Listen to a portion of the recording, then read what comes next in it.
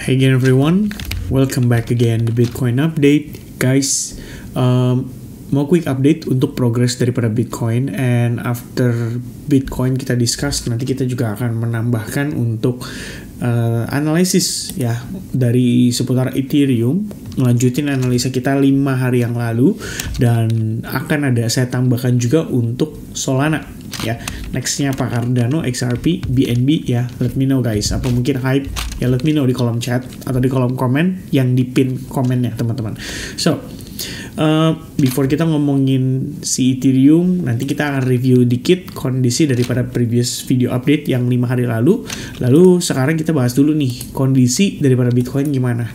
Guys, kalau kita lihat Bitcoin per hari ini banget, itu sebenarnya bener-bener responsif atas pin bar yang kita antisipasi di previous video update. Dan data ini juga sudah saya provide dari momen kita live streaming ya. Jadi waktu live streaming sekitar hari Minggu atau hari Sabtunya atau hari Jumatnya saya lupa, kita ada bahas juga memang teman-teman sekalian bahwa ini adalah potential target yang kita cari menggunakan Fibonacci extension dan juga Fibonacci external. Jadi kita bisa dapat angka itu dari 2 Fibonacci itu, dan kalau kita gabungkan, biasanya kita bilang istilah bahasanya itu adalah Fibonacci cluster di situ ya. Jadi ada cluster kayak perumahan gitu kan, tapi ini terdiri dari Fibonacci. So technically apa yang kita bisa lihat ya, bahwa saat ini market itu semenjak dia mencapai all time high-nya udah mengalami koreksi up to 6%, dengan saat ini bergerak di kisaran 6%-an. Ya ini sebenarnya terbilang sehat gitu, bukan sesuatu yang harus kita khawatirkan sampai berkata bahwa this is the starter of the bear market. Enggak ya teman-teman ya. Ini juga kalau kita lihat kan udah finishing ABC corrective wave. Biasanya sih market itu rally juga nggak langsung rally, pasti ada potential di mana dia bisa pullback atau retrace sampai ke zona tertentu, dan zona tertentu itu sebenarnya masih dengan zona yang sama dari yang saya bahas kemarin guys. First things first, kita tahu bahwa terdapat fair value gap on the daily perspective. Di sini juga merupakan CME gap. Kemudian kita juga mendapati data inflasi hari ini sebetulnya secara tidak langsung mendukung untuk Bitcoin bisa terkoreksi lebih jauh. Apa alasannya teman-teman? Karena inflation report hari ini menunjukkan angkanya tetap naik ya, tidak sesuai dengan forecast, jadi warnanya agak memerah. Tapi konteksnya sebenarnya sama, yaitu dari segi data guys, ini naik gitu ya. 2,8, 2,9 itu artinya naik gitu. 2,4 ke 2,7 itu artinya naik ya. Dan naiknya lumayan nih, terutama yang CPI itu naiknya sekitar 0,3%. Ini lumayan gede. Yang ini sih nggak terlalu ya, 0,1% doang. Tapi month over month-nya juga naik, jadi 0,2% gitu ya. Jadi tetap somehow. Ini kalau kita lihat komentarnya dari anggota Fed sendiri, tadi ada si Colin, dia bilang katanya tarif to boost inflation over the second half of 2025. Jadi katanya gini, setelah lewat pertengahan 2025, efek tarif itu akan nge-boost inflation, dan core inflation diharapkan bisa di angka 3% di akhir tahun, atau diantisipasi bisa mencapai 3% di akhir tahun. Diiringi dengan adanya pressure terhadap employment and growth. Growth itu berarti economy teman-teman sekalian. Nah jadi kalau kita lihat dengan kondisinya, statement tersebut sebenarnya cukup menguatkan kalau market percaya the Fed nggak akan pangkas suku bunga dalam waktu dekat.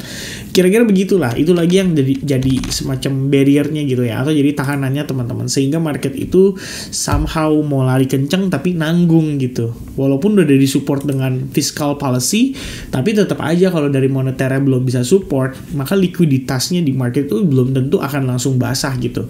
Nah kalau kayak gini ceritanya, ini kan jadi back and forth, maju mundur ya.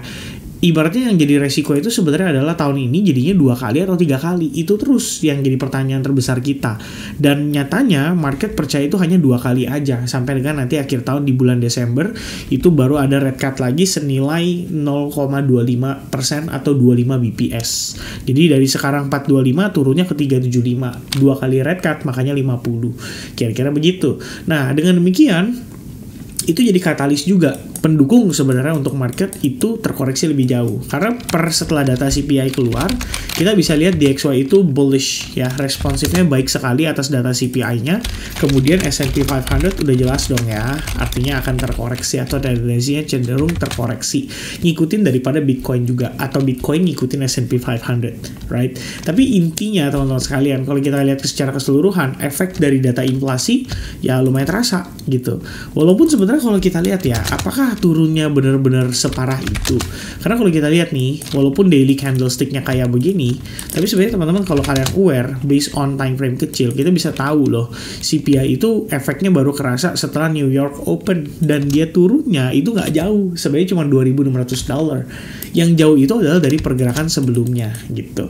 Jadi kalau misalnya teman-teman kemarin nonton video terakhir, yap, kalian benar ya, saya stop out teman-teman, dan saya ya udah menekankan juga ya kepada teman-teman untuk tidak mengikuti secara tanpa adanya analisa tambahan dari kalian gitu.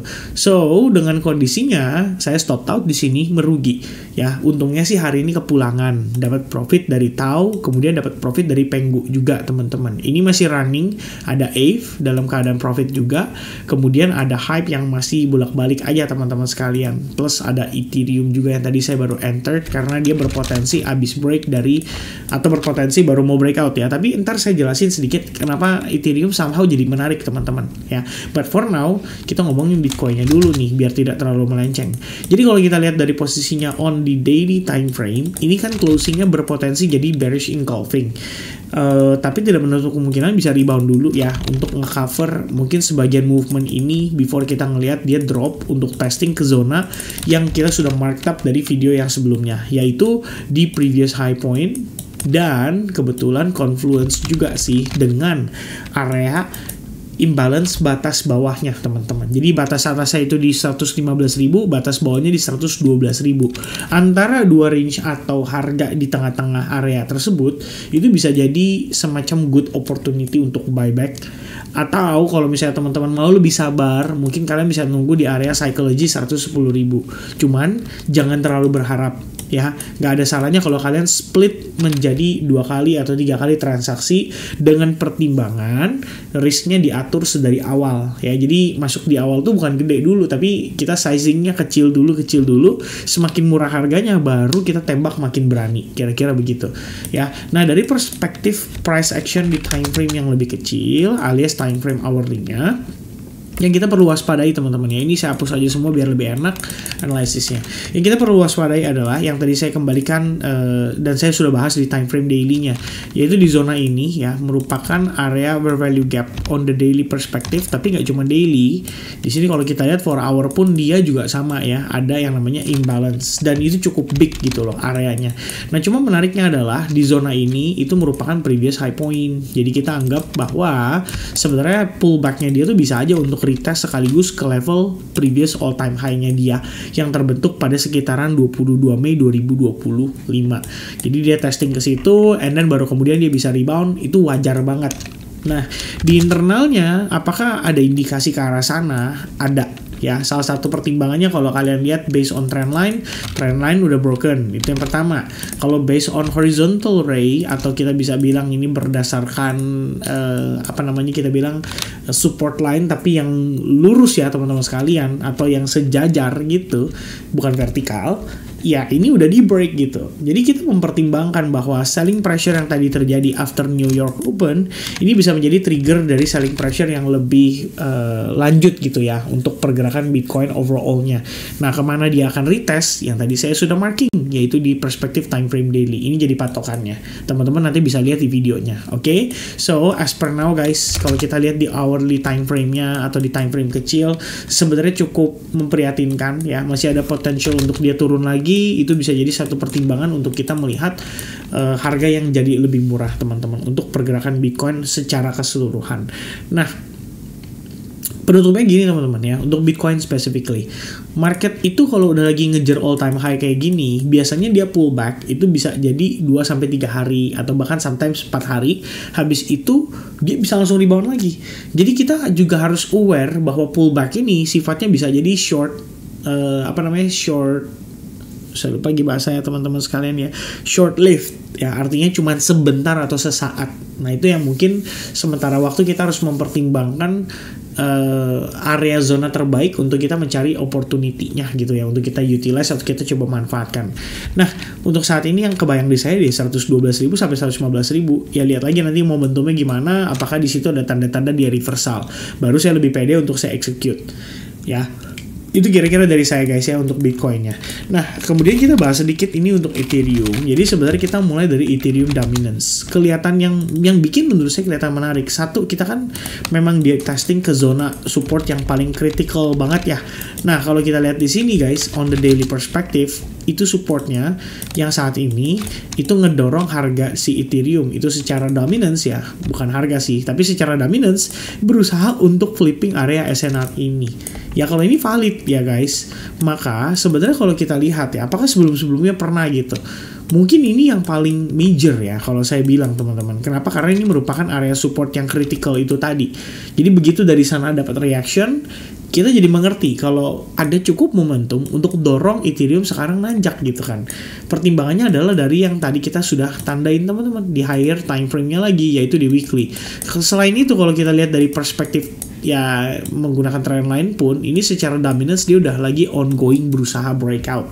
Asal dia bisa breakout zona ini, saya rasa Ethereum ekosistem akan cukup menarik untuk jadi pantauan teman-teman. Alright, nah itu sementara yang kita bisa sampaikan.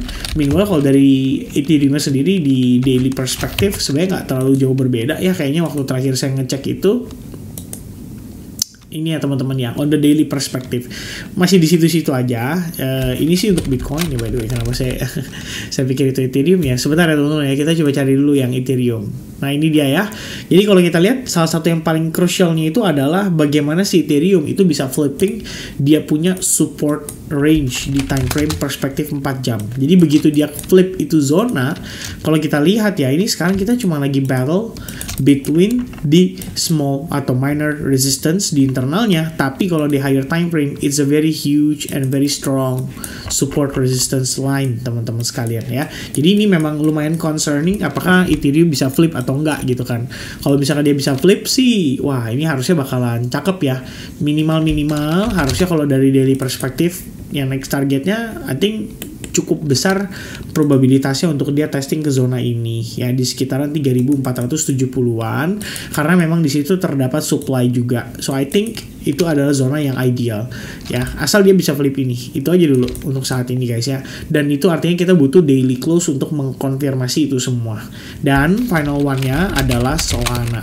Jadi kalau kita lihat Solana ini tadi teman-teman biasa aja ada beberapa yang juga memberikan idea ya bahwa Solana seems menarik buat mereka. Nah sebenarnya jadi satu concern kalau bagi saya ngelihat Solana, sebenarnya hanya tinggal dia sukses mengklaim SNR ini aja ya, asal dia bisa boom, break dan main di atasnya, saya rasa Solana merem-merem lah ya untuk mencapai $185 dan next potential stopnya adalah $200, merupakan level psychology. And I think it's not gonna be that hard. Yang penting dia bisa flipping SNR ini dulu ya. Karena kalau misalkan dia bisa flipping SNR itu, yang teman-teman perlu ketahui adalah waktu Solana berangkat dari bawah, dari sini nih, ini selesainya di sini. Nah sekarang dia punya titik berangkat yang baru dan dia berangkat dari jauh, harga yang jauh lebih di atasnya. Makanya saya expecting kalau bisa Solana breakout dari SNR yang di box oranye ini, saya rasa next target $185 itu nggak akan sulit. Itu dulu ya, sementara kita take note di sini. Nah itu $185 harusnya nggak akan sulit untuk bisa dicapai teman-teman oleh Ethereum lagi ya, oleh Solana guys ya, lebih kurangnya. And then after that breaks, baru ya above itulah mungkin kita bisa expecting dia testing ke 300 atau $275 dulu ya, sebagai target midterm daripada rally yang berlangsung pada si Solana. Itu kira-kira ya untuk saya berikan update teman-teman sekalian seputar pergerakan market hari ini. Yang perlu diwaspadai sebenarnya lebih kepada Bitcoin close-nya. Kalau daily somehow dia closing kayak begini, obviously it's gonna be bad for us ya, dan itu bisa nge-trigger potential further correction untuk ngejar ke 112.000 atau 110.000. Itu berarti mungkin untuk jangka waktu pendek kalau ini valid dan secara time frame hourly juga memang sebenarnya technically dia valid, kita udah boleh lebih hati-hati di bagian altcoins-nya ya. Walaupun ada kesempatan kita ngeliat Ethereum Ethereum kayak bisa flip nih gitu. Tapi tetap sewaktu-waktu Bitcoin turun pun tetaplah akan ngundang altcoins untuk ikut terkoreksi atau bereaksi gitu. Sehingga kalau buat saya pribadi tetap waspada dengan Bitcoinnya dulu, baru kemudian ambil kesimpulan di time frame yang lebih ya terserah ya, mau lebih jangka pendek atau lebih ke jangka menengah gitu kan. Tapi tetap kiblatnya kalau buat saya pribadi di financial market, terutama di crypto market spesifiknya, ya kita tetap harus lihat ke bapaknya dulu ya, Bitcoin gitu. Kalau bapaknya mau ngobrak-ngabrik mah tetap aja seberapa kokohnya koin-koin itu akan tetap kena dampak, walaupun nggak signifikan, tapi minimal akan ikut turun juga. Ya, kira-kira teman-teman itu updatean dari saya. So untuk conclusion, Bitcoin secara keseluruhan itu still bullish. The correction adalah part dari wadah kewajarannya teman-teman sekalian. Kemudian untuk si situasinya Ethereum, so far look so good. Ya, kita kelihatannya akan flipping zona resistance yang crucial. Mungkin butuh build up, mungkin butuh momentum, tapi saya rasa harusnya nggak sulit kalau Bitcoin bisa bertahan dengan rally-nya. Dan lebih penting lagi untuk Solana tadi yang kita bahas teman-teman, itu juga sama, butuh claim support resistance, asal bisa diklaim maka next stopnya $185, harusnya nggak akan sulit. 275 ya kayaknya ya teman-teman ya, kenapa jadi 185? Oh ya benar $185 itu nggak akan sulit ya, 275 tuh di atasnya guys ya. Oke, kira-kira seperti itu update dari saya. Now guys, let me know di kolom chat nanti kira-kira kalau misalkan mau ya next altcoins apa yang mau kita cover ya. Tadi saya begini nyenderan jadi kelihatan kecil ya. Ya udahlah ya teman-teman, nggak terlalu pusing. Anyway guys, ya that's gonna be the update from me.